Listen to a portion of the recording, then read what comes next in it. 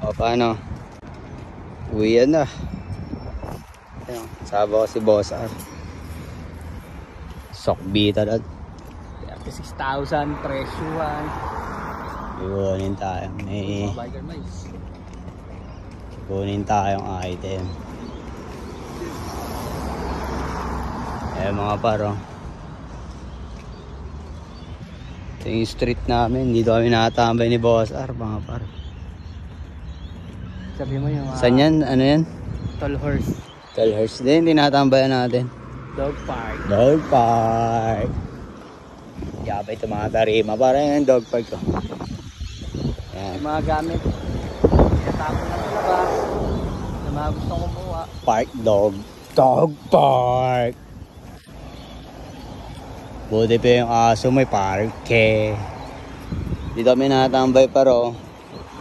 Sa puno ng gumamel. Puno. Oo, gano'n. Puno yan paro. May ilaw ba? Baka may ilaw yung ano ko. And dog park mga par.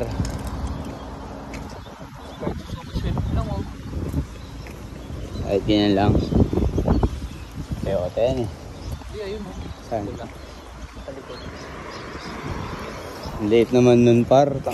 Iapat tayo. Kaya natin yung ano, medyo 7-seater para may malalagay tayo mga item. Pick up. Malalagay natin yung mga... Susubin back. Hindi ba? Yun, mahal yung gago. Hindi natin ano yan, kaya. Hulugan, no? Oo. Hindi, saan na tayo maghulugan. Diyan, magtsaga muna tayo sa ano, maliit. Ulitin muna. Siyempre, kung sakali, 3 tayo, 4 na tayo. Tangin na, kaya-kaya na natin gas. Camera nga pala tayo, pare. Ba't nga lang, pag nagbabike ako. Ganda yun. Ito, ano, damit din ako, silga. Ganun. Lakad kami par, mulan kasi kaninang umaga eh. Kaya di kami nagbike. Dog bike. Hindi na napun. May harang kasi dun eh. Kahit dito ka lang, puta payapa ka na rin. No? Picnic. Picnic kasi. Labak niya no. Talaga nila yung park lang ng aso no. Yun no, yung kalawak. Kaya nga. Pwedeng dausan ng concert. Sa gitna. Pwede na mag-concert yun no. Eh. Kahit magano dyan, mag-concert dyan yung ano eh. Parokya Redcar, puta kaya eh. No. Oo, labak. Para lang sa mga aso yan, tapos sa mga nagpa-park lang dyan ng aso. Ano lang, 6. Ayun yung kukunin mo ba? Matigas ka, boy. Sige nga. Paano mo makukuha yan? Nahiya ako eh. Bugoy ako. Isa naman magbike tayo, di mo mabubuhat ng nakabike eh. Baka kasi may nakapit. Nagigit talaga kasi may sasakyan eh, no? Pag kukunin mo yung isang bagay, no? Bakit? Free naman na eh.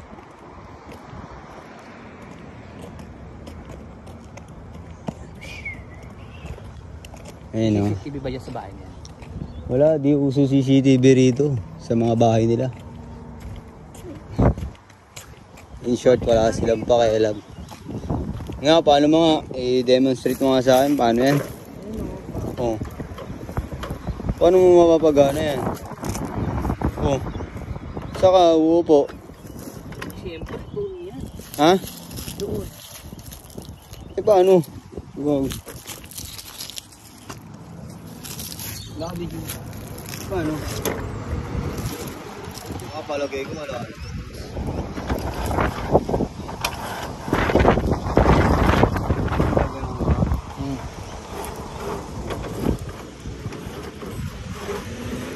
Walang ano doon. Wala? Dito, anong ano to? Ako ka dito. Wala, ganun ka lang naman yun, no? Curl up. Curl up. Wala, mahirap yan.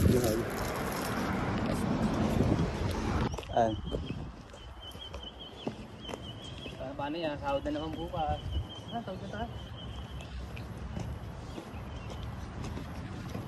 Ay, di tingnan natin yun. Hindi natin. Oo, dito tayo.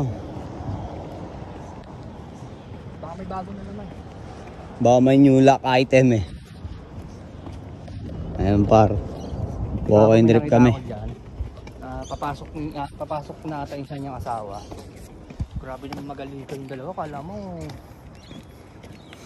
Sino naman? Grabe sila magaliga. Muta ka na. Sino ba yun?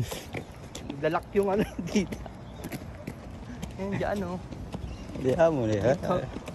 Alam mo naman dito sa ano natin. Wala silang. Papaalam lang galing trabaho. Puta. Wala lang pakailabanan dito. Lang ko. Dito na yun oh. Uniform din na ganito. Si ano.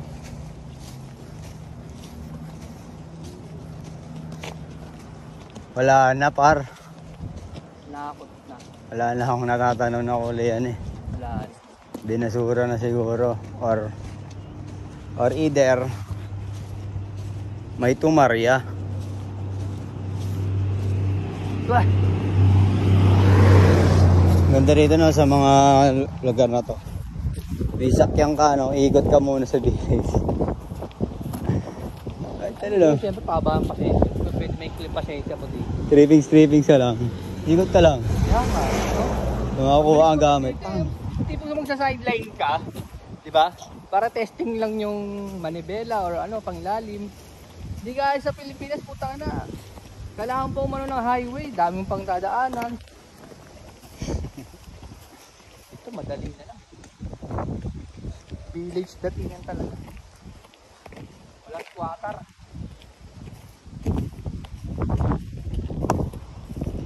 Wala na. Dana. Walk trip kami ni Boss R.